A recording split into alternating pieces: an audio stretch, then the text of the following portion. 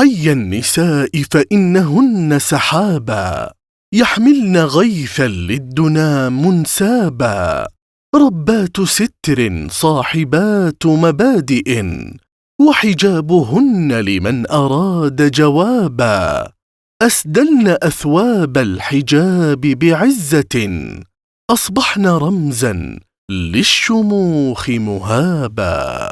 أيتها المسلمة، إذا كان كشف الوجه جائزا فما الحكمة من مشروعية الحجاب؟ وإذا كان كشف المرأة للوجه جائزا فلماذا تنهى وهي محرمة عن النقاب والقفازين؟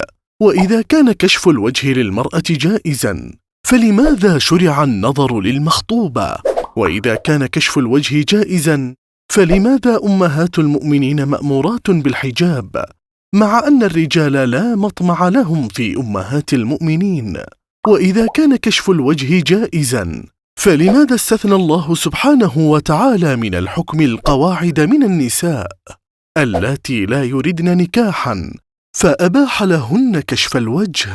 وإذا كان كشف الوجه جائزا فلماذا استثنى الله سبحانه وتعالى الأقارب فلا يجب الاحتجاب عنهم، كما في قوله تعالى: لا جناح عليهن في آبائهن ولا أبنائهن ولا إخوانهن ولا أبناء إخوانهن ولا أبناء أخواتهن ولا نسائهن ولا ما ملكت أيمانهن.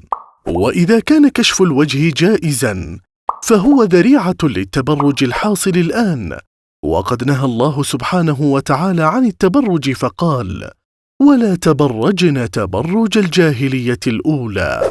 وأخيرا، إذا كان الجلباب ليس غطاء للوجه، والخمار ليس غطاء للوجه، والقناع ليس غطاء للوجه، فما اسم الذي يغطى به الوجه إذن؟ فيا أيتها المتساهلة في كشف الوجه، أعدي للسؤال جوابا أمام الله سبحانه وتعالى.